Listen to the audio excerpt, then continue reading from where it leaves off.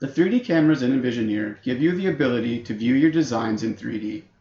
Two default cameras are provided for you to use. The 3D perspective camera, which will show your design in a 3D perspective view, or a 3D overview camera, which will show your design from up above.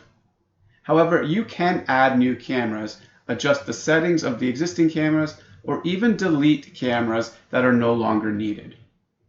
First, let's add a new camera to our design. We're going to go up and we're going to select under the View menu, we're going to select 3D cameras, and then we can select the Place New Camera option. However, if you like to use the buttons, down in the bottom of our toolbar we will see our 3D cameras button. Beside that is the drop-down menu. Left click on that once, and then select Place New Camera.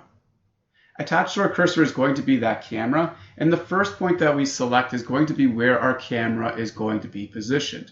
So we're going to left click once in our design area.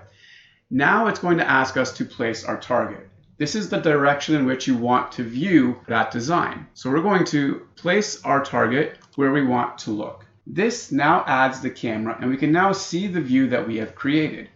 We can also see on the right hand side that the catalog has been replaced with the camera's properties panel. This panel allows us to edit the camera's properties, adjust its name, and also adjust the position of the camera within the design. We're going to click in the name area, and this is where you can actually type in any name that you would like for that camera. Be as specific as possible when naming your cameras. It will help you when you're trying to find the camera views that you want to use. We're going to call this one Exterior. Next, we have our camera height. Now, the camera height allows you to adjust the height of the camera. So essentially picture this as you holding the camera. So what is the height that you would want to use? 6 foot is usually a good starting point. Your target height allows you to adjust the height of your view target point. Changing the target height can increase or decrease the steepness of the angle you are viewing when looking through the camera itself. So if you want to look like straight through your design, you can keep it at the same height as your camera. Or if you want to be looking up or down within your design, adjust the target height accordingly. I'm going to keep mine at 6 feet as well. Next is the view angle. The view angle refers to your field of vision. It works like a camera lens. The higher the values produce a wide angle view. The lower values will produce a close-up view. The default is set to 60 degrees. I'm going to keep mine set to that 60 degrees. Underneath that, we have what we call the view map. Now, the view map section allows you to change your viewpoint. You can click on the camera, and you can actually move the camera around in your design. You can also select the target and move the target around in your design. This gives you the ability to very quickly navigate your camera without having to do it within the model itself. We're going to go back into a 2D plan view, and the visibility of our cameras is turned off by default. So before we can select a camera to remove, we will need to turn the visibility on.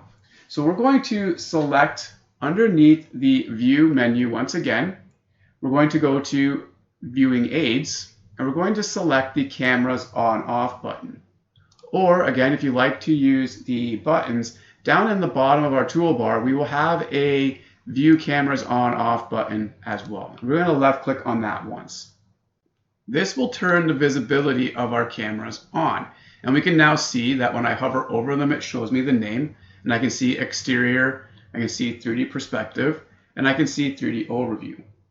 You can select any of the cameras that you no longer want in your design. Select it, simply press Delete on your keyboard, and it will remove that camera. We do recommend turning the visibility of your cameras back off, as they will show up in your 3D views and in your renders, as well as showing up in your smart views when you insert your worksheets. We hope this tooltip helps you moving forward. If you like what we are creating, press the like button and be sure to subscribe for future videos. If you have any comments, please let us know in the comment section below. Thank you.